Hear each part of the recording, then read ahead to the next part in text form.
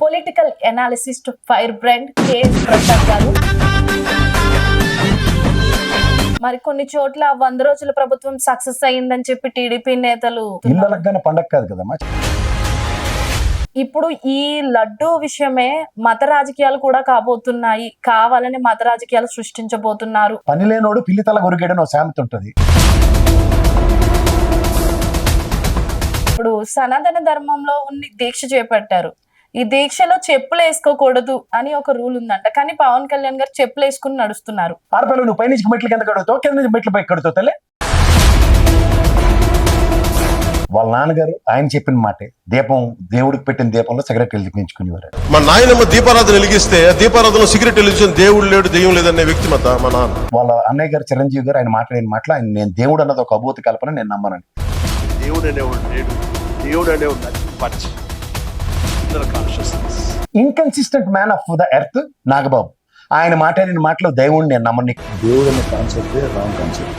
I don't believe in God అని చెప్తాను. గురువుకు తగ్గ శిష్యుడు అని జానీ మాస్టర్ ని పవన్ కళ్యాణ్ ని అంటున్నారు. దాని గురించి మీరేమంటారు?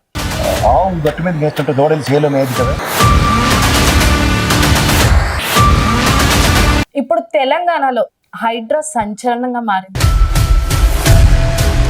ఇవాళ గౌరవ హైకోర్టులో చెంబుడిని ప్యాన్నీళ్ళు కలిపి చెల్లుమని మొహం మీద రంగనాథ్ గారిని కొట్టింది.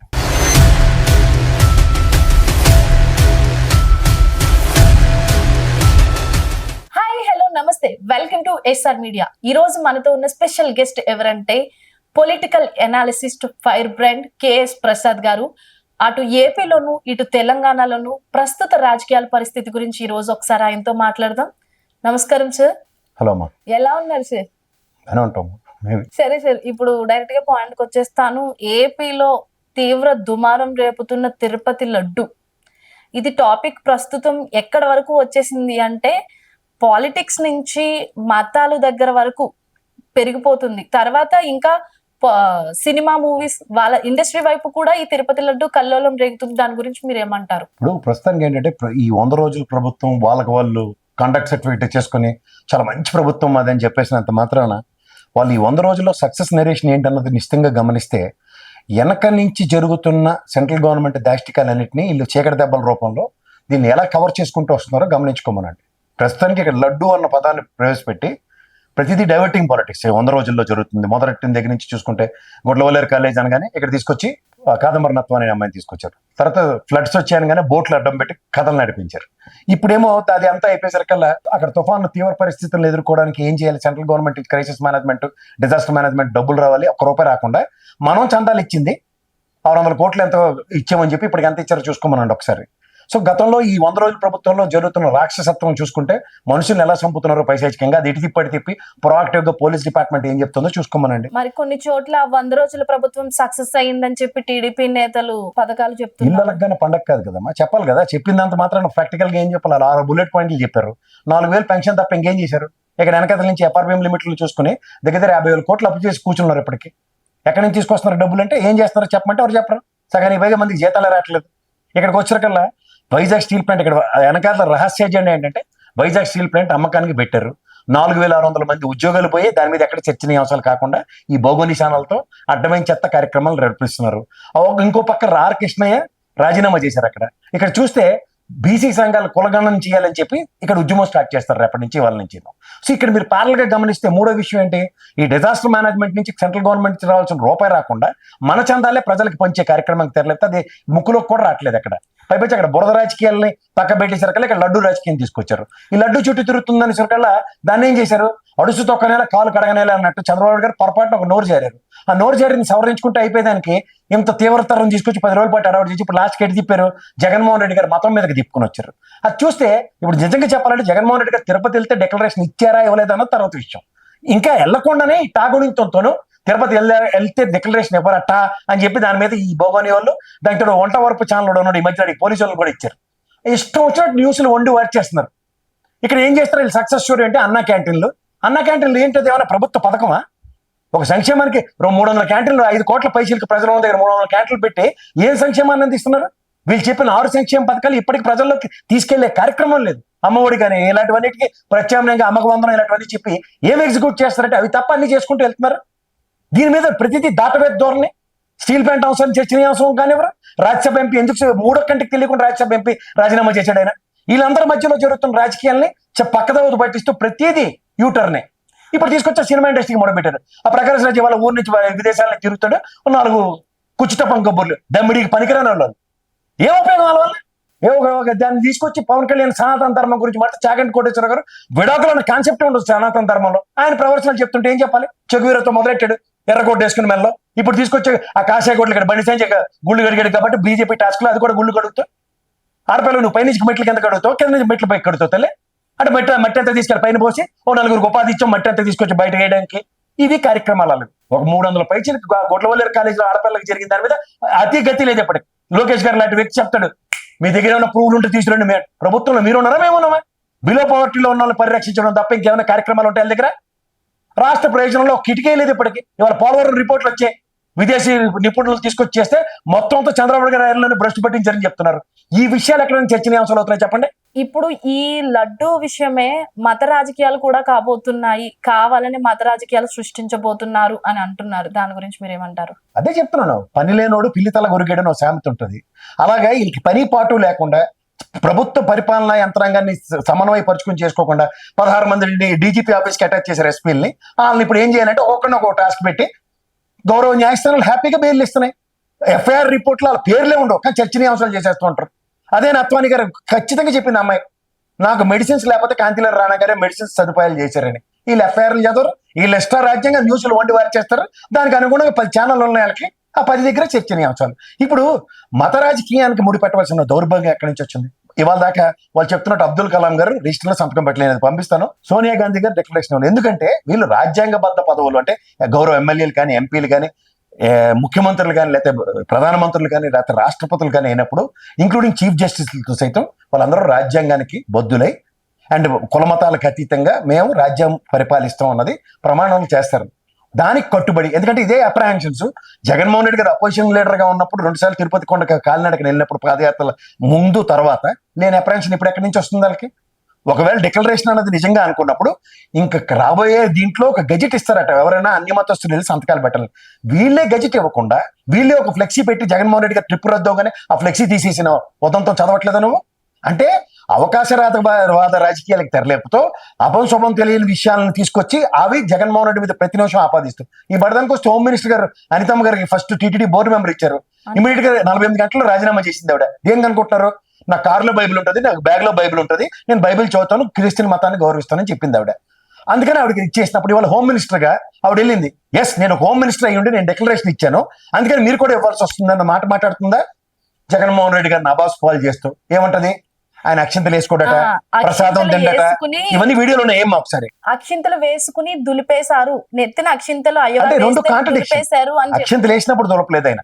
స్వామివారికి పట్టు వస్త్రాలు సమర్పించడానికి, స్వామివారికి కైంకర్యాలు చేయడానికి ముఖ్యమంత్రి హోదాలో వెళ్ళినప్పుడు ఆయనకి తలపాగా కడతారు. చూడండి కావాలంటే ఆ తలపాగా చుట్టినప్పుడు 4 వెంట్రుకలు ఉన్నాయి కాబట్టి జుట్టు సరి చేసుకున్నాడు. పట్టపురం 4 ఏం సవర్ తీసుకుంటాను.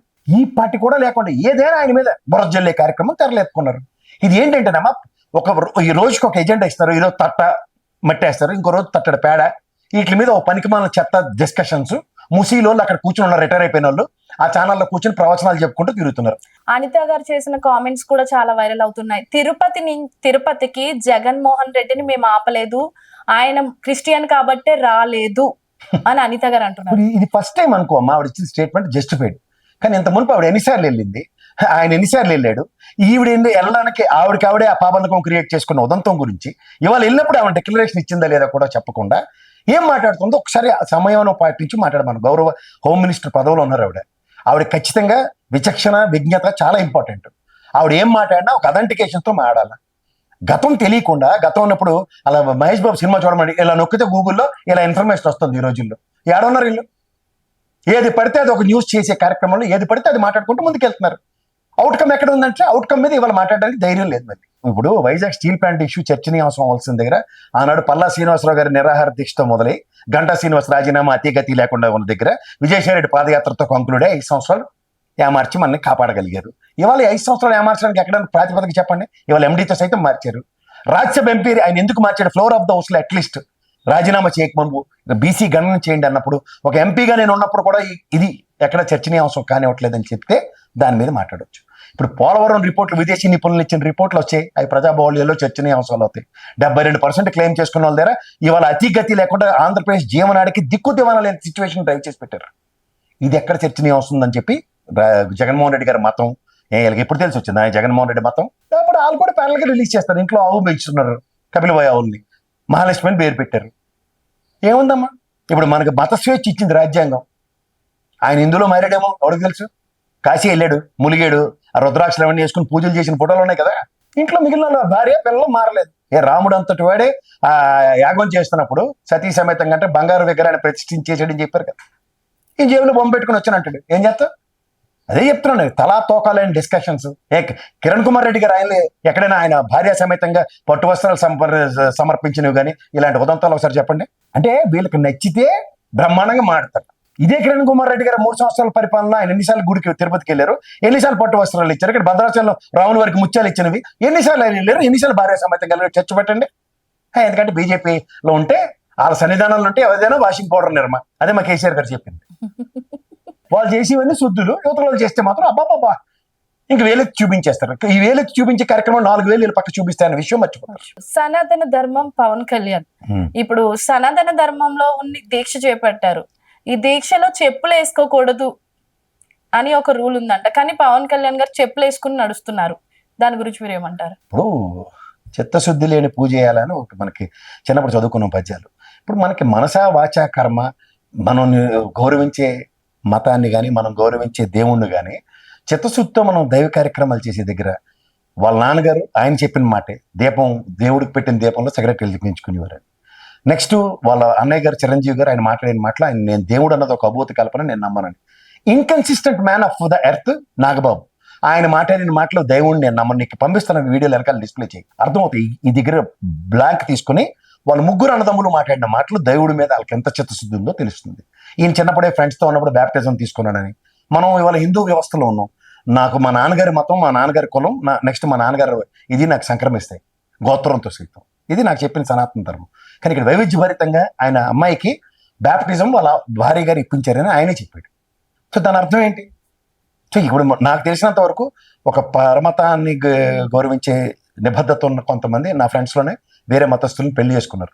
వాళ్ళు చర్చికి వెళ్ళినా, వాళ్ళు నమాజ్ చదివినా ఇంట్లో వాళ్ళు ఏం అప్రహెన్షన్స్ పెట్టరు. కానీ వాళ్ళు చెప్తున్న విషయం మాత్రం ఖచ్చితంగా వాళ్ళ భర్తకు సంబంధించిన కుల మతాన్ని అండ్ గోత్రాన్ని మనకు చెప్తున్నారు. ఇది వైవిధ్యభరితంగా. సో ఈ కాంట్రడిక్టరీ స్టేట్మెంట్స్లో ఆయన చెగ్గువీరాన్ని ఎర్రగొండ దగ్గర నుంచి వాళ్ళ కాషాయ వస్త్రం దాకా వచ్చిన దగ్గర దీక్షకి చిత్తశుద్ధి అనే దగ్గర ఆయన ఆల్రెడీ సినిమా కోసం 10 రోజులు గ్యాప్ తీసుకుని రేపు తిరుపతి, ఇవాళ ఏమో కనకమహాలక్ష్మి గుడి, అప్పటిదానికి అక్కడ తిరుపతి దేవస్థానానికి సంబంధించిన గుడే కట్టారు కదా అమరావతిలో.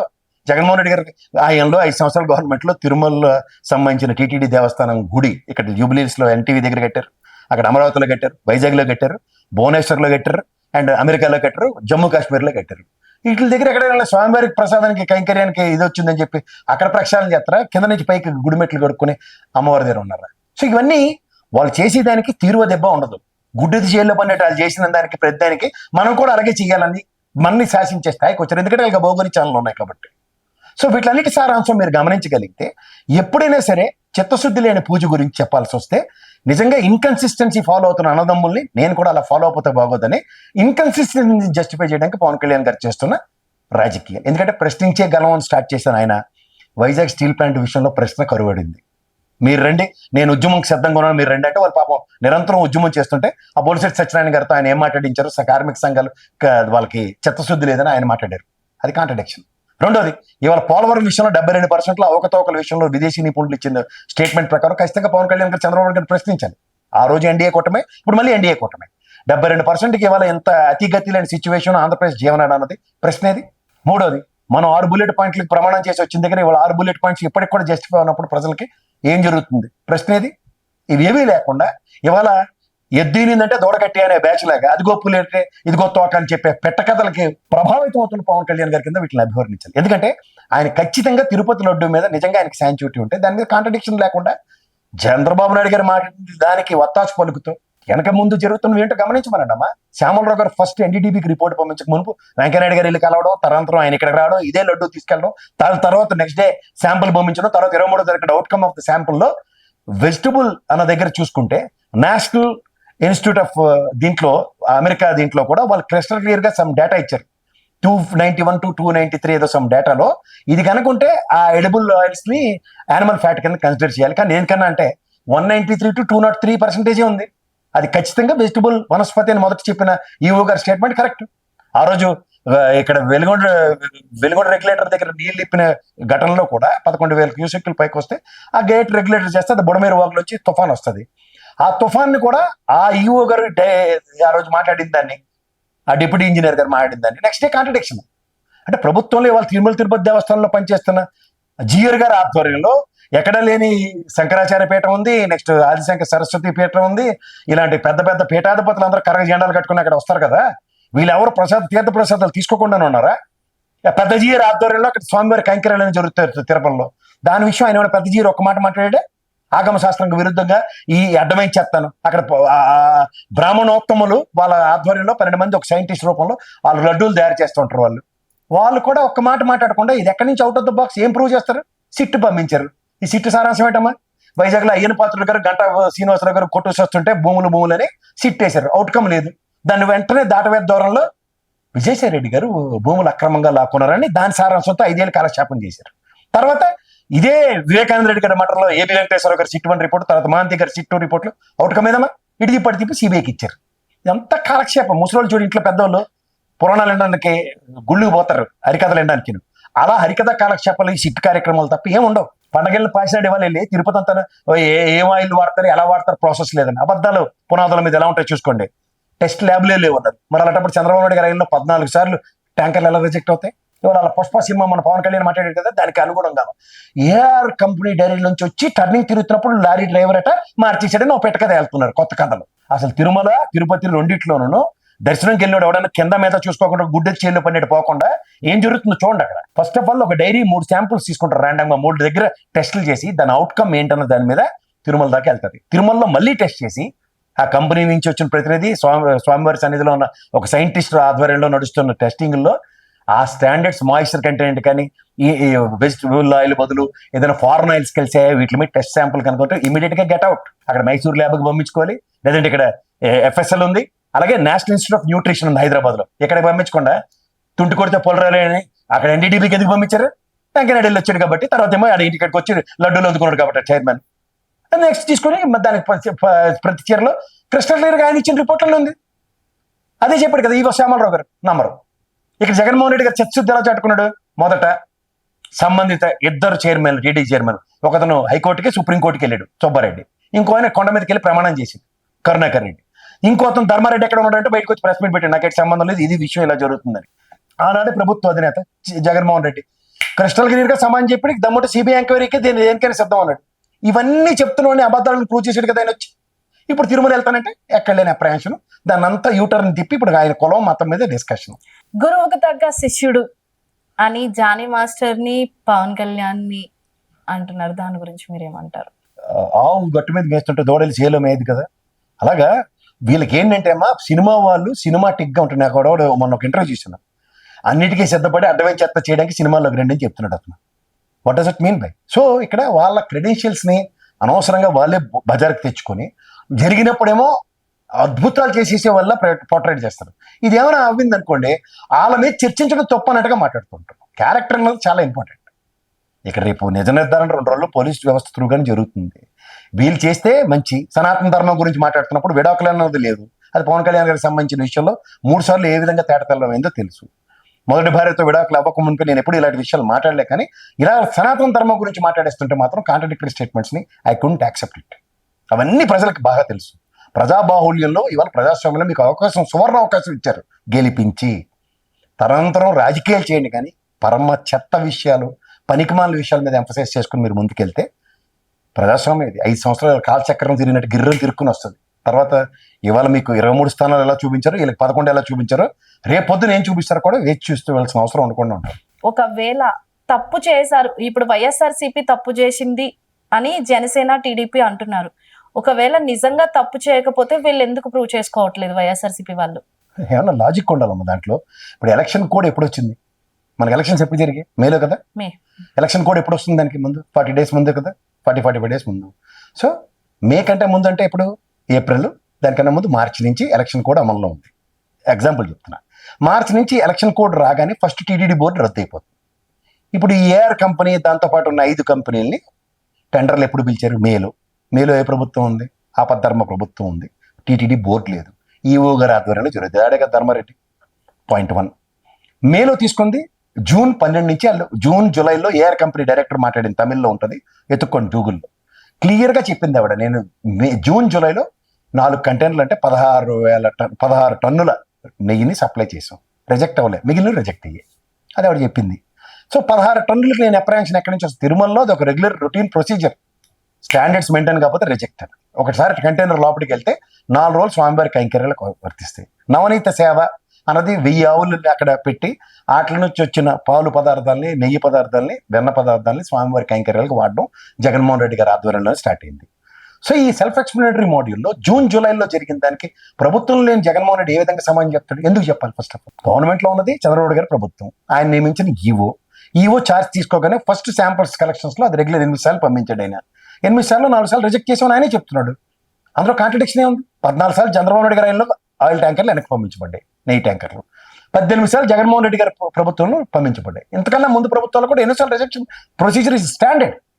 లేని దాన్ని తీసుకొచ్చి నెత్తికి పెట్టి ఎవరు సమాధానం ఇస్తారు దానికి? అసలు ప్రభుత్వం లేనివాడు ఎందుకు సమాధానం అవ్వాలి? ఫస్ట్ అదే 6 నెలలకు ఒకసారి L1 L2 టెండర్లో పాడతారు. ఆక్షన్లో ఎవడు పాడుకుంటాడు? నందిని వాడు గత 2022-23 నుంచి గత ప్రభుత్వం ఉన్న దగ్గర కన్నా ముందు 18-19 నుంచే పాడడం మానేశాడు ఆయన. ఆక్షన్లో బిడ్డ వేయకపోతే ఎవరికి తీసుకెళ్ళి ఇచ్చేస్తాడు నందిని పోని. ఆ మాటకు వస్తే విజయ డైరీ వాళ్ళు రేవంత్ రెడ్డి గారు ప్రమాణం చెప్పారు, వాళ్ళ దైవ కార్యక్రమం సంబంధించినవన్నీ విజయ డైరీ వాడమని. మరి విజయ డైరీ సమైక్య రాష్ట్రంలో ఉంది, తెలంగాణలో ఉంది, ఆంధ్రప్రదేశ్లో ఉంది. మరి ఆ డైరీ ఫామ్లు ఎందుకు వాడట్లే? మరి ఎవడు అడగడు. నందిని బాగా వినబడ్డానికి ఇటుపక్కవన్నీ. అందుకే దూరం కోటలు నునుపు, పొరుగింటి పుల్లకూర ఇవన్నీ కథలు ఎందుకు చెప్తారు? చిన్నపిల్లలకి పెద్దోళ్ళు ఇలాంటి తెంగర మేళాలు వస్తారు కాబట్టి. చిన్నప్పుడు అమ్మనాన్నలతోనూ రామాయణ భారత భాగవత కథలన్నీ విని పెరిగితే ఇలాంటివన్నీ ఖచ్చితంగా తెలుస్తాయి. అప్పుడు నోరు ఒళ్ళు దగ్గరుండి అన్ని కరెక్ట్గా ఉంటాయి. లేదంటే అవుట్ ఆఫ్ ద బాక్స్ మాట్లాడే రాజకీయాలకు ఎప్పుడైతే తెరలేపుతాం ఇలాగే ఉంటుంది. ఇప్పుడు తెలంగాణలో హైడ్రా సంచలనంగా మారింది సార్. చాలా మందికి, నిరుపేదలకి ఒక పెనుబాంబులా మారింది. దాని గురించి మీరు ఏమంటారు అసలు? ఇవాళ గౌరవ హైకోర్టులో చెంబుడిని ప్యాన్నీళ్ళు కలిపి చెల్లుమని మొహం మీద రంగనాథ్ గారిని కొట్టింది ఎంఆర్ఓకి, అమీన్పూర్ ఎంఆర్ఓ కూడా. మీరు చెప్పింది ఏంటి, చేస్తుంది ఏంటని 48 hours టైం ఇచ్చి 40 hours లోపలే ఇల్లు కూడా కొట్టేశారు. రెండోది, ప్రభుత్వం ఒక చిత్తశుద్ధిని చాటుకునే కాన్సెప్ట్ కనుక్కుంటేనమ్మా సంబంధిత అధికారులు అంటే ఎంఆర్ఓలను కానీ, లేదంటే విఆర్ఓలను కానీ, లేదంటే ఆర్డీఓలను కానీ, లేకపోతే రిజిస్టరింగ్ అథారిటీస్ని స్పాంటేనియస్గా ఇప్పుడు మనకు చూడు, ఇది ఎఫ్టీఎల్ జోన్లో ఉంది, ఇది దీనికి 22A ఉంది, ఇలాంటివన్నీ చెప్తూ ఉంటారు కదా, 111 ఇలాంటివన్నీ చెప్తూ ఉంటారు కదా. ల్యాండ్లు ఏ ప్రాతిపదిక మీద రిజిస్ట్రేషన్ చేశారు, ఏ ప్రాతిపదిక మీద మున్సిపల్ అథారిటీస్ మ్యూటేషన్స్ తీసుకున్నారని చెప్పి వాళ్ళని ఎవరినైనా ప్రభుత్వపరమైన చర్యలు తీసుకుని ప్రభుత్వమే సార్ ఈ ఎఫ్టీఎల్ జోన్లో అక్రమ కట్టణాలను ఎరగొట్టడానికి మేము ఈ గౌరవ న్యాయస్థానాన్ని సంప్రదించి మేము ఒక స్టే ఆర్డర్ తీసుకుంటున్నాం సార్. ఎందుకంటే దీని మీద ఎవడు మీకు స్టేకి వచ్చినా ఇది వర్తించకుండా చూడండి సార్. ఎందుకంటే నగరంలో ఉన్న నదుల్ని, పరివాహ ప్రాంతాలని అండ్ చెరువుల్ని పరిరక్షించడానికి ఈ ప్రభుత్వం చిత్తశుద్ధి చాటుకుంటుంది. ఆల్రెడీ సంబంధిత అధికారులను సస్పెండ్ చేసాం. ఈ ఎఫ్టీఎల్ జోన్లో ఉన్న ఈ బిల్డింగ్లన్నిటికీ మేము ఇవాళ నుంచి నోటీసులు సర్వ్ చేస్తున్నాం. ఎందుకంటే బ్యాంకు రుణాలు ఏ ప్రాతిపదిక మీద ఇస్తాయమ్మా? చిన్న డీవియేషన్ ఉంటే ఎవరు? పైపచ్చి వీళ్ళు బీఆర్ఎస్లు, ఎల్ఆర్ఎస్లు రెగ్యులర్ చేసేది కూడా గవర్నమెంట్ కదా, నేను నువ్వు కాదు కదా. ఆ డీవియేషన్స్ ఎంటర్టైన్ చేసేది ఇల్లే. మళ్ళీ అక్కడ ఇన్నాళ్ళు బట్టి కడుతున్న కట్టడాలకి కాంగ్రెస్ గవర్నమెంట్ నుంచి ఉన్నవి, కొత్త కాదు కదా. రాష్ట్రం ఎడకపోవడం నుంచి ఉన్న కాంగ్రెస్ తెలుగుదేశం గవర్నమెంట్ నుంచి ఉన్నవన్నీ ఆక్రమణలకి అని చెప్తుంటే ఏం చెప్పాలా? సో ఇవాళ మీకు ఓకే, ప్రభుత్వం ఈ చిత్తశుద్ధి చాటుకుంటుంది, we're not denying it. But సంబంధిత అధికారుల మీద కానీ చూడు, దీనికి శిక్ష బదులు దానికి శిక్ష పడినట్టు ఈ విధంగా చూసుకుంటే ప్రజలు ఏం చేశారమ్మా దీంట్లో? ఇప్పుడు ఆ అధికారుల పెర్మిషన్ ఇవ్వకపోతే అవడానికి ఆ బిల్డింగ్ కొంటాడు అవడానా, లేకపోతే ఆ బిల్డింగ్ అపార్ట్మెంట్ కొనుక్కుంటాడా? అది బ్యాంక్ కూడా ఏ ప్రాసెస్ లో ఇచ్చాడమ్మా? డీవియేషన్స్ ఉంటే ఎవరు కదా. ఇవన్నీ జరిగినప్పుడు ప్రభుత్వ పరమైన సంబంధించిన అంశాల్లో మేము గ్యారంటీ తీసుకున్నాం, టెక్నికాలిటీస్ చూసుకునే కొనుక్కున్నాం అన్న అప్రహెన్షన్లో వాడు ఉంటాడు కదా. ఇది అవుట్ ఆఫ్ ద బాక్స్ తీసుకుంటూ ఇవాళ ఏ ప్రాతిపదిక మీద దగ్గర వెళ్తే సమాధానం లేదు. అంటే ఎద్దులిందంటే తోడకట్టి రేవంత్ రెడ్డి గారు ఎఫ్టీఎల్ జోన్లోను అని రంగనాథన్ గారు డిస్కషన్ ఇచ్చారంటే దానికి ఇవాళకి కూడా శాంక్చుటీ లేదు. ఇవాళ ఏదైతే హైడ్రా అన్న దానికి దానికి ఇది ఇవ్వలేదు, దానికి డిస్క్రిప్షన్స్ ఇవ్వలేదు. ఇంకా చర్చనీయాంశం కాకుండా ముందు తీసుకెళ్లి పొక్కలాంటి తీసుకెళ్లి దొరికినట్టు కొట్టి అని ఆ నాగార్జున తిరగొట్టారు. తర్వాత దొరికినోడిని ఇప్పుడు మూసి పరిహార ప్రాంతంలో. ఇవన్నీ చూస్తుంటే ఏమవుతుంది, సంబంధిత అధికారులు కానీ న్యాయస్థానం కానీ ఎక్కడో దగ్గర ధర్మం పరిరక్షించబడుతుంది. జరిగింది ఇక మీద జరగబోయేదానికైనా కొంచెం ఫుల్ స్టాప్ పడిందని మాత్రం చెప్పొచ్చు. ఒకటి, ప్రభుత్వం చిత్తశుద్ధి చాటుకుందాం అనుకున్న దగ్గర ప్రాపర్ యాక్షన్స్ కనుక తీసుకుని ఈ సంబంధించి అధికారులకు మేము డిస్క్రిప్షన్స్ ఇస్తున్నాం, ఇలా జరగబోతోంది, ఇది అధికారం చట్టం చేసాం, మేము హైడ్రా అన్నదో చట్టం చేయబడింది, ఇది చేస్తామని చెప్తే ప్రజలకి కాన్ఫిడెన్స్ లెవెల్స్ వస్తాయి. ఎస్, వీళ్ళు ఇలా చేస్తున్నారు, ఇది కరెక్ట్. ఏమీ లేకుండా పొక్కలంటే చెల్లి దొరికినట్టు కొట్టి అంటే చాలా బాధాకరమైన విషయం. ఎందుకంటే సామాన్య ప్రజలను పరిరక్షించడానికి ప్రజాప్రభుత్వాలు ఉంటాయంటారు, కానీ సామాన్య ప్రజలను శిక్షించడానికి ప్రజాప్రభుత్వాలు ఫస్ట్ టైం ఎస్టాబ్లిష్ అవుతుంది. ఇంకా అంతకన్నా ఇంకెళ్ళదు. అంటే చంద్రబాబు నాయుడు శిష్యుడు రేవంత్ రెడ్డి కాబట్టి ఇట్లాంటి గొడవలన్నీ స్టార్ట్ ఏమోనండి, శిష్యుడు గురువులు నాకు తెలియవు వాళ్ళు. ఫస్ట్ నాకు సంబంధించినంత వరకు అయితే ఆయన ఇలా కూరగొట్టుకుని మొదలెట్టాలి. అక్కడ అమూలికల రాజు ఇంటి దాకా ఉన్నది. అక్కడ వాళ్ళు చేయని పని ఏం చేస్తున్నప్పుడు కొత్తతనాన్ని ఆస్వాదించడం అందరికీ ఒప్పుకోవాలి. ఎఫ్టీఎల్ జోన్లో నిజంగా అక్రమణాలను పోల్చడానికి ప్రభుత్వం చిత్తశుద్ధి చాటుకుంటే నో కాంట్రడిక్షన్. బట్ దానికి ఒక పద్ధతి పాడు ఉండాలి. అంతేకాని గుడ్డల జైల్లో పడినట్టు ఏది పడితే అది చేసుకుంటూ వెళ్తే కొంతవరకు ఆక్షేపం. థ్యాంక్ యూ సార్, మీ విలువైన టైం మా కోసం కేటాయించినందుకు. చూసారు కదండి, political analyst fire brand KS Prasad గారి ఇంటర్వ్యూ. మళ్ళీ ఒక సెలబ్రిటీతో మళ్ళీ మేము ముందుకు వస్తాం. అంతవరకు చూస్తూనే ఉండండి మా ఎస్ఆర్ మీడియా.